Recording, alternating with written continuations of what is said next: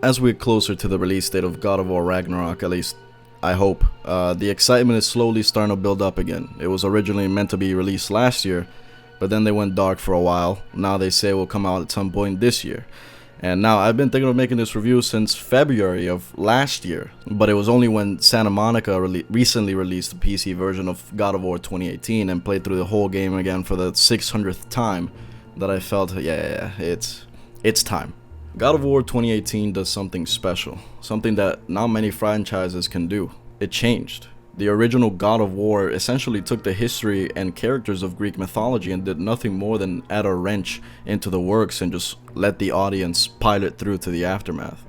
In terms of storytelling though, the most captivating part of the original trilogy was just facing the Greek gods, as God of War used what the audience knew of those characters and warped them and twisted them into something different. And that did most of the heavy lifting for the story, which mostly took a back seat to the gameplay. But that story, that chapter, had to end. I mean, rightfully so. You wouldn't want to be The Walking Dead now on their 54th season. Hey, by the time the old lady from like season 2, who was afraid of Nimbus clouds, is now officially the most badass person left in your group, it's probably time to let it go, guys. The point is, God of War had to change, and this change was as literal as it was symbolic. As God of War steeled itself for a reboot, it also shifted the Greek roots and took us to a foreign land, right? The world of Norse mythology. And it managed to give the audience that same sense of familiarity with a cast of characters and the stories they foreshadow, but by changing them just enough, by throwing a wrench again into this Norse world, you can still tell an incredible story. And so much of the narrative lies with the idea of knowledge. It's taking what the audience knows with these characters, then changing it. That drives this unquenchable thirst to know what happens next. I mean, every time a new trailer drops for God of War Ragnarok, you run to YouTube to have someone explain to you the importance of this new character and the role they'll play in the future, according to the mythology. God of War brilliantly plays with the idea of giving you just enough information to think you know, and then altering it to tell their story, leaving the audience with no other option but to just keep their eyes glued to the TV or monitor to know what happens next.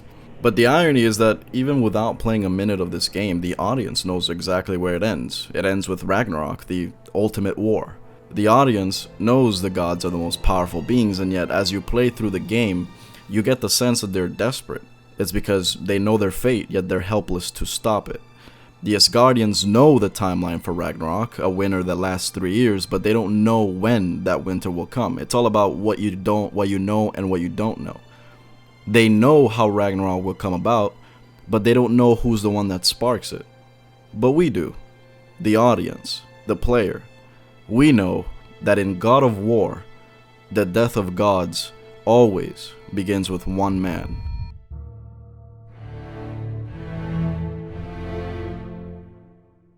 And that knowledge is power. Yet it's what God of War 2018 does with that knowledge that makes it special. And that's called dramatic irony. Also, I know Kratos is not technically a man, but it was a cool line. Shut up. Nevertheless, welcome to my God of War story and review. That was a long ass intro. Now with my reviews, I like to focus on a specific aspect of a story that I believe paints the biggest picture or was the most influential in what it was trying to present to the audience. With Borderlands 3, I pulled the focus towards the numerous story threads present in the game and used that to tell the larger story of why Borderlands 3 felt messy and inconsistent. With The Last of Us 2, I talked about writer's intent and pointed out the difference between what the writer was trying to say versus how the audience perceives it, and how important that is in the distinction between good and bad writing. Right? With God of War, it's all about dramatic irony, to be honest. But like with anything, we have to start with the beginning. And now make sure to grab your drinks and popcorn, sit back in your chair. I'm about to go over why this is some of the greatest writing I have ever seen in video games. So be patient with me because I'm about to nerd out. So, dramatic irony defined is when the audience knows something that the characters don't. It's when the audience knows the importance of an event, the context of a couple of words, right, while the characters are clueless. Think Romeo and Juliet performing synchronized dying, only one was faking it, the other one wasn't, right? Miscommunication, that happens sometimes. Or Oedipus, who took the term MILF to a whole different level, right? Dramatic irony is all about what we know, but it is how God of War uses our own knowledge of these Norse characters, of the mythology, against us by flipping the script that makes it so incredibly gripping. Marvel has a whole generation believing that Thor actually had to be worthy to hold Mjolnir, but even that is just Marvel's own way of painting the canvas of Thor and depicting him as a hero, changing what we knew of him to fit their narrative. In reality, the Nordic world was about strength, and Thor held Mjolnir not because he was worthy, but because he was the strongest. It was the strongest weapon, and he was the strongest god. God of War takes that and makes him not only the strongest, but also the most vile god in all of Asgard, along with his father Odin, who in God of War, his curiosity and wisdom eventually turn into self-obsession and paranoia, as he now will do absolutely anything to prevent his own death. This formula is very reminiscent of why the original trilogy worked so well, and the conclusion that I've landed on after playing this game at least 14-15 times is that this new God of War is different in the same ways. A world based in mythology, a hierarchy of gods where the king succumbs to fear, becomes a tyrant, the wise figure with a link to the gods who fell out of their grace becomes an ally, then an enemy, and in the middle of all of it you have the wrench thrown in to cause chaos and change what would be a natural progression of the mythology: Kratos. And Kratos is the most important piece of the puzzle. In a different world with different characters, a different mythology, the one thing that is familiar is Kratos. So many of the key moments in the story are told through Kratos' actions and motivations, but they are never explicitly told to the characters and are only immediately apparent to the player. They're told through dramatic irony. Kratos' change is the epicenter of the story, yet all you ever get are these small moments where you get to see just how much he's changed. At the end of the game, when he realizes what he has to tell the truth to his son, it's just the way he tiptoes around the history, saying he killed his father and many who were deserving, many who were not. He fails to mention he murdered an entire pantheon of gods, and that knowledge could prove to be important as to how and why the Asgardian gods have gained an interest in their party. Even more important still, in the war to come. Right? He's still holding back and avoids the whole truth because he feels shame. So naturally, it's important we break down what Kratos is to this franchise and as a character. So as I was doing research for this video, I came across the Raising Kratos documentary, which is about the 5-year journey that was creating God of War 2018. In it, Cory Barlog, the director of the game, talks about the very first challenge they had to face, and that was Kratos. See, the ending of God of War 3 sees Kratos fulfill his vengeance on the gods of Olympus. And for all intents and purposes, Kratos, as a character, is done, right? Characters have to have a motivation, especially video game characters. They need a reason to do what they do. The greatest example of this is BioShock 1, where the player completing objectives as part of the natural progression of a video game was used in the narrative of the game.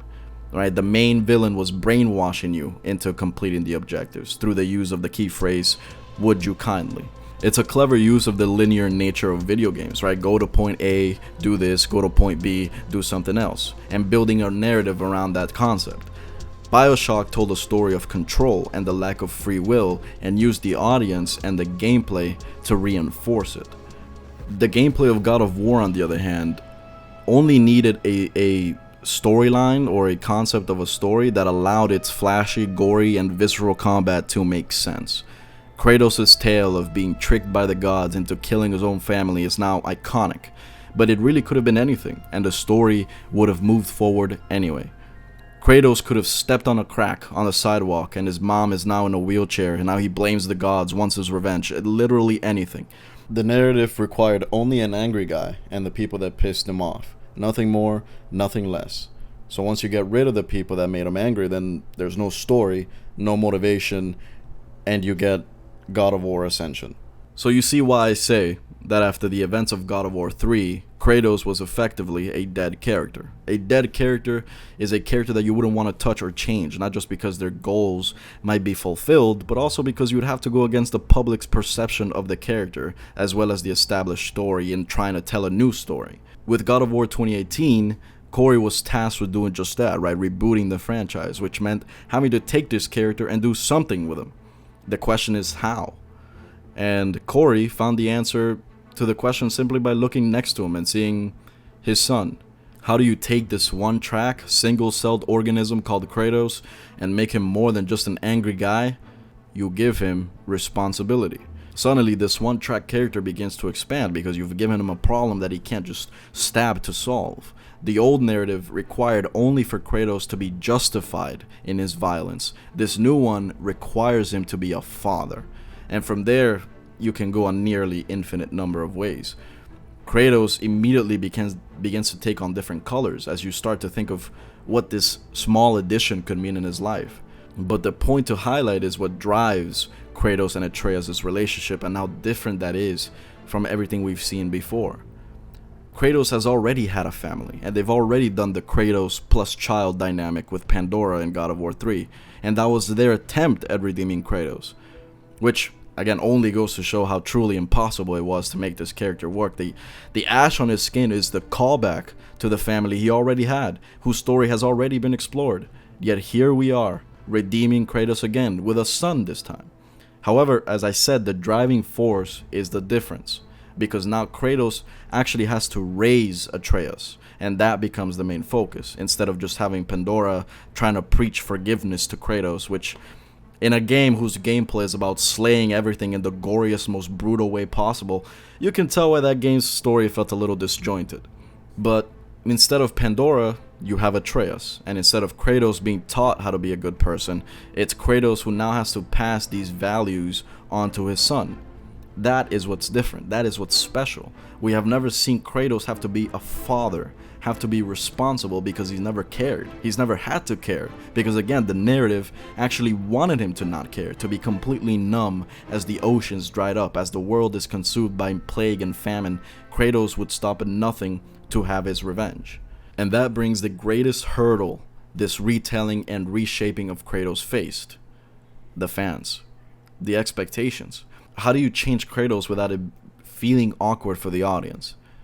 By far, the greatest challenge this new age of God of War faced was getting the audience to buy into the God of War being human. Kratos' new world, the new story, would have fans believe that this guy could be Lee from The Walking Dead or Joel from The Last of Us. A painful stretch, to say the least. Kratos was a dead character, a flat, one-track dead end. And to take a chance on this complete reimagining, I mean, it makes me want to empty the bag of synonyms for bold, dauntless. You know, that's a good one. Valiant, fearless, daring, batshit. There's a reason why we've watched Uncle Ben die a million times, or Batman's parents getting shot in the alley a couple million more. It's the reason The Last of Us 2 was received the way it was, and all because Joel would never trust some random strangers in a cabin. Daenerys flipped a switch overnight and the fans tore it apart. It's because changing these franchise characters is terrifying. So, how did God of War manage the rebirth of Kratos? So this is where we start getting into the main story proper. So the game begins, and as we drift through the heavy air, this tension between Kratos and Atreus, we are subtly informed this is not a great relationship. It's almost as if they're strangers, brought together against their will. Now my question was, how do you change Kratos without giving the audience massive whiplash? The answer is, you don't. Because Kratos from the beginning of the game is exactly the Kratos we've always known. He has the same impatience, the same quick temper, the same sullen disposition he's always had. As much of a meme as it ended up becoming, him calling his own son boy is an example of Kratos' icy demeanor, which is prime Kratos. The change, however, is in small ways, like how he yells at Atreus for messing up on hunting this deer, realizes he shouldn't yell at him, takes a breath to calm down. Up. Only fire. Only fire when I tell you to fire. Then later tries to show pride in his son and has to pull back, presumably because again, it's almost like they're strangers. But by far the most telling scene of the kind of story we were about to witness was the arrival of Baldur. Now, the encounter with Baldur was not only the first glimpse into the new threat awaiting our duo, but also the first time the audience was clued into how much Kratos has actually changed. Another brilliant use of dramatic irony, as Kratos actively tries to defuse its situation. Kratos was attempting to defuse a situation. Huh? It's such a small detail that it's easily missed or overlooked because, gee, I don't know. My turn. But Kratos really was genuinely trying not to fight this dude. And even after being provoked by Baldur, he says, I'm only doing it because you would not listen. It's as if he's justifying his use of violence. And that speaks volumes for that character development. And again, dramatic irony. No one in the game knows how huge that is, only the audience does. Now, here I want to go on a bit of a tangent. And I normally hate going on tangents. I like my reviews to be concise, purposeful, but I feel the need to explain exactly why this works in my mind. So, whatever, this is going to be a long ass video anyway, might as well get all of it out. We'll come back to this Baldur guy. Okay, so the point I want to tangent on is exactly why this works in my mind. Obviously, this is my perspective, you could obviously disagree, but the reason why this works in my mind is, so the last time we saw Kratos, he was like Will Smith, right, trying to avenge his family. So now if Kratos were to suddenly turn into, say, Naruto with a degree in public speaking, it would be jarring for the audience and they would feel something was clearly off. Okay, so that's a bit of a bad example. Let's use Joel from The Last of Us. Yeah. Okay, I know you guys are still butthurt about this game. Just leave the dislike now, move on, no need to waste time. But again, the last time we saw Joel in Last of Us 1, he was a reclusive man with deep trust issues rooted in trauma, right? Then the first thing you see in The Last of Us 2 is a seemingly fundamentally different person, one who is trusting and empathetic. For the audience, this would obviously be jarring. Well, not would be, it clearly was. It's something that can easily be regarded as a mistake. Now, if your goal is to please your audience, then it is clearly a mistake, but it is worth mentioning that that's not always the point. There are many other goals to hit. Now, The Last of Us 2 didn't hit those either, but if you're gonna say it's bad, at least understand why it's bad. It's not because Joel didn't trust some guys in a cabin. It isn't bad because Joel changed. It was bad because of how they presented that change. Last of Us 2 was a story of journeys, and the way they showed them to the player was by showing them the end result and then showing you how they got there. That's not necessarily a bad concept, but obviously not only do you have to be able to execute on the key points that made your characters change, but also be able to do it at the right time in the story. Last of Us 2 spent its entire length trying to explain this scene. They spent it playing catch up. At first you were playing with Ellie and you got random flashbacks with Joel, which were meant to explain how Joel and Ellie changed, and then you went backwards in time to play as Abby and you got flashbacks of what happened to her dad. Inception, a flashback within a flashback, and then at the very end of the game you get another flashback, which this is the scene that I would say is the Godfather scene, which single-handedly is the reason I believe they've decided to make this story, one that brings the Joel and Ellie arc full circle.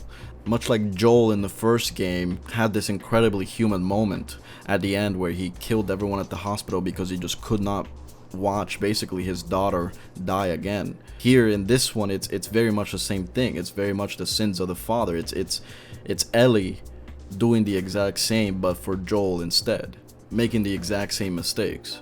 It's this beautiful scene that brought all of these threads together. But again, it happened at the end.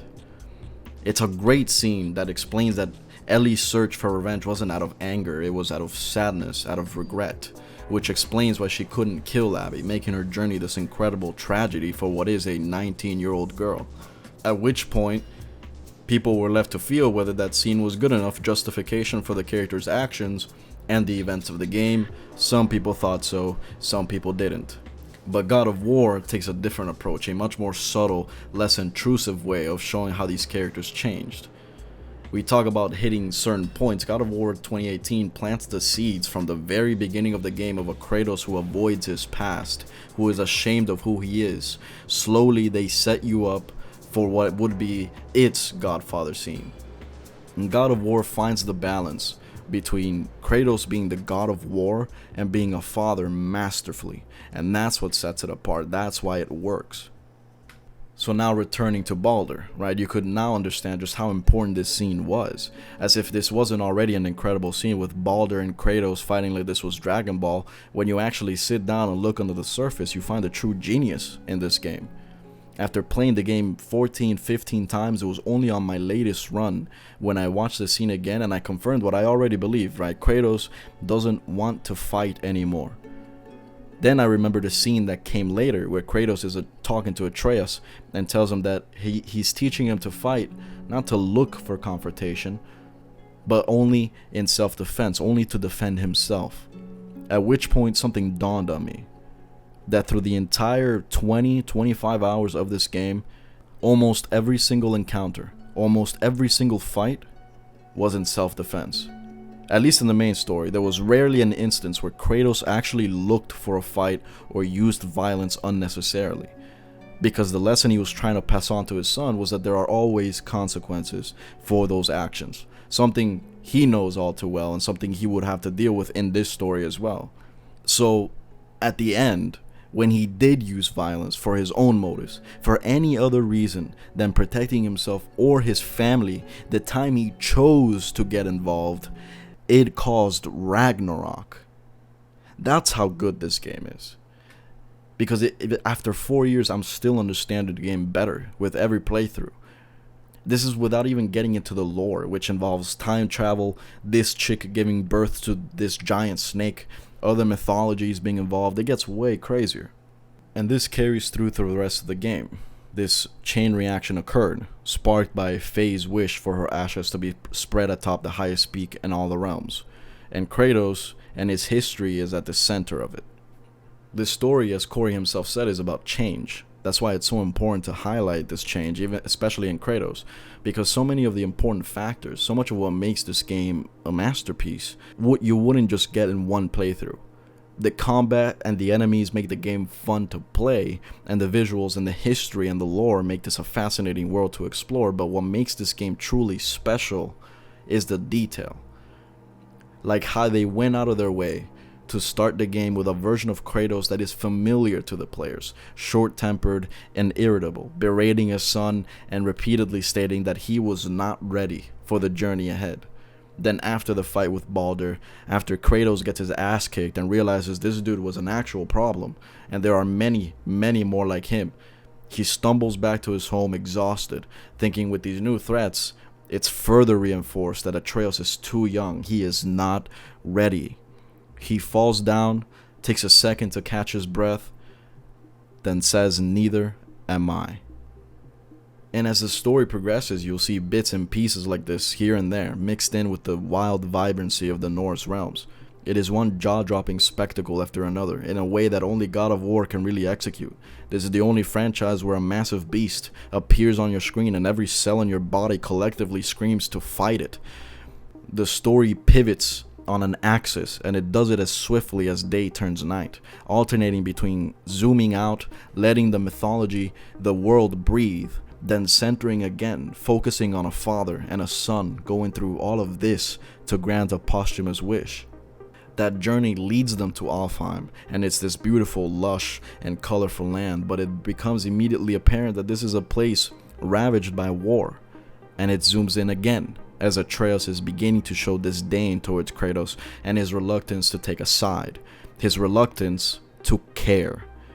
In reality, it's just because Kratos knows there are consequences if they get involved, and yet Faye's wish to get to the highest mountain requires him to get involved. The chain reaction that I spoke of earlier. The consequences of that we'll experience in the future. Then the story zooms out again, and you explore this village where a giant's body lays dead. Mimir then begins to tell you the story of Thamur and his final battle with Thor, and you explore the area of impact, searching for an item that will allow you to travel to Jotunheim and get to the highest mountain. But again, you are confronted by the sons of Thor, and as a result, Kratos ends up killing one of them, again in self-defense. Yet, there is no victory, there are consequences. Then the lens adjusts again, to focus on Atreus as this mysterious sickness that's been referenced the entire game begins to flare up. This sickness sees Atreus fall unconscious, and Kratos' calm demeanor starts to melt. In fact, he starts to panic. For the first time ever, we see a Kratos that's terrified. He goes to the only person who could possibly help, Freya, who tells him the only thing that could possibly help his son is in Helheim, the realm of the dead, tells him that his axe will be completely useless as this is a place so cold, no fires burn. Anything residing there has to be immune to his axe's element. However, the important detail here is the wording. She specifically says that no fires in the 9 realms could burn in Helheim. And for a moment, there was a hint of recognition on Kratos' face. A hint that neither Mimir nor Freya would understand. But we do. The audience does. Then follows one of the greatest scenes in gaming history. A scene in which all of these threads intersect. The scene that single-handedly warrants bringing Kratos back from the dead. The scene that shows you the more things change, the more they seem to stay the same and you can't control it. All you can do is control yourself. Kratos is once again the reason the world is ending. He's the reason the Light Elves, possibly a bigger evil, have come back into power. He's the reason the dead are overrunning Helheim. He killed Magni, he's still that same killer. He has thrown this world into chaos just like he did the last one. He is still the God of War. The difference is why.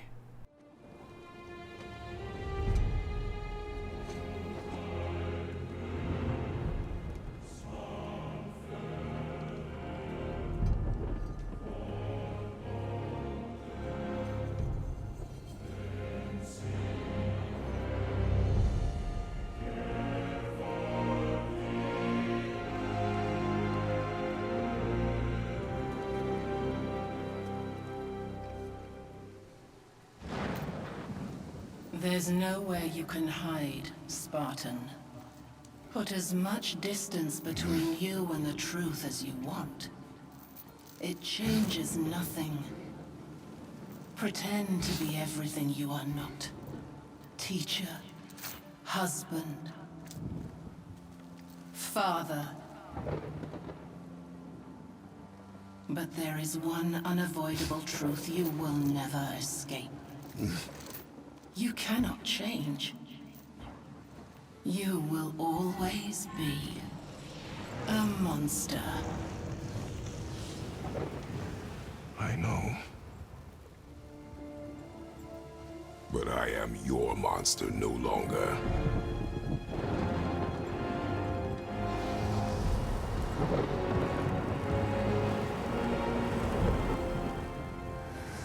So, in order to avoid making a 2-hour-long video, I mean, I love talking about it, I don't love editing it, I want to start the discussion part of the review here, which is usually the last part of the video. The reason why is because from here, the story changes gears and shifts the focus more on Atreus and his development and teaching him how to be a god.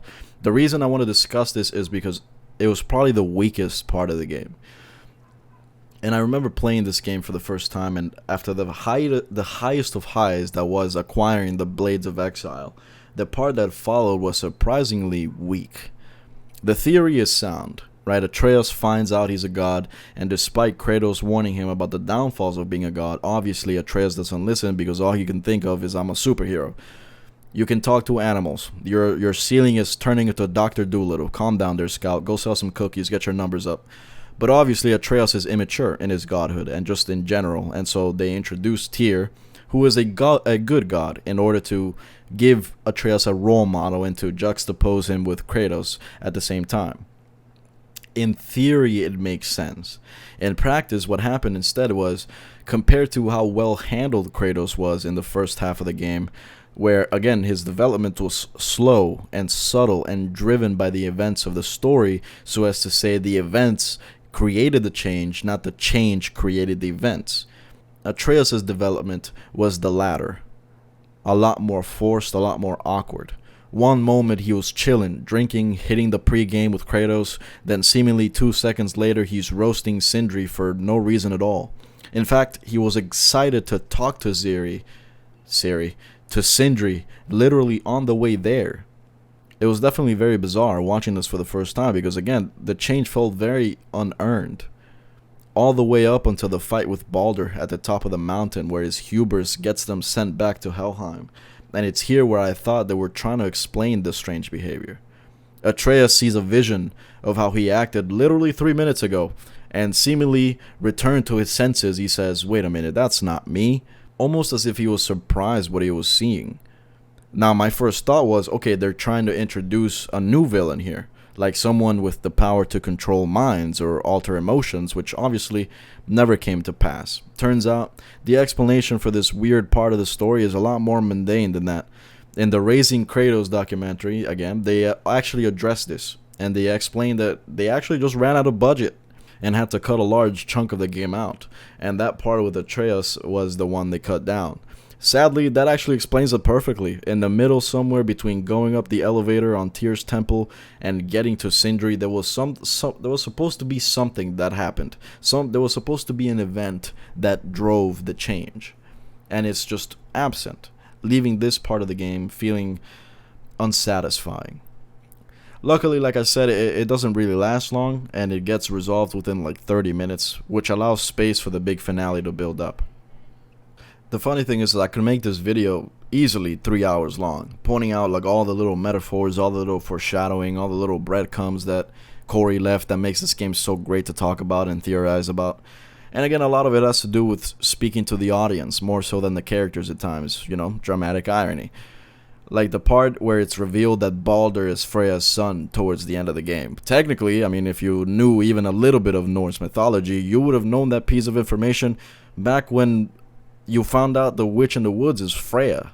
So, and you would have known that mistletoe is Baldur's weakness, and more importantly, who the person is that eventually kills Baldur. So when Kratos is the one that kills him, it's them again throwing a wrench into the story for misdirection, allowing them to go in an infinite number of ways while still speaking on something familiar. It's funny to think about just how much transpired in this game, and all for just an innocent wish. And in granting that wish, the reward at the end is not for Kratos and Atreus. For them, it's more like closure. The reward is not saving the world, seeing as the giants are still dead and Ragnarok is commencing. The reward at the end is not for anybody in the story. The reward at the end is for you, the audience. So, I get that mother was a giant, which makes me part giant and part god. And part mortal. Right. I guess there's just one thing I don't understand. My name on the wall. The giants called me Loki? And with that one word, just with that name alone, so much is said, and so much is implied. You get a gist for what the story of the next game will bring, but at the same time, you have no clue where it's going at all. There is one thing that kind of worries me, though. Because God of War Ragnarok is technically the final game, at least in the Norse realm. So that means that this story will have to be resolved in the next game, and we still have to deal with Thor, we still have to deal with Freya, we still have to deal with Odin, on top of meeting Tyr and a bunch of new characters, exploring the other realms, dealing with the elves, time travel, and a bunch of other lore stuff. All in one game. Forgive my trepidation here, but that sounds like a very crowded game. And on top of that, the game has a new director as well, which in my experience can either be fine or it can be really bad. I'm still extremely excited for the game. I just feel it's important to keep all of these factors in mind so as to not have The Last of Us 2 situation. With that said, I've rambled on long enough. This is the first review of a game that I actually enjoyed. It felt pretty good. Not dumpstering a game for once. Thankfully, I'll be making more reviews that look at games from the past that are also some of the most legendary games. Telltale's The Walking Dead is next up on the block, as well as some dives into specific characters that are also in this kind of format. But anyway, I'm back from my 2-month hiatus after I said I wasn't going to have any more hiatuses. I just wanted this video to be the first one I put out. So now I'm going to start getting back on that grind. So that's all I got today. Roll the outro, bitch. Bitch.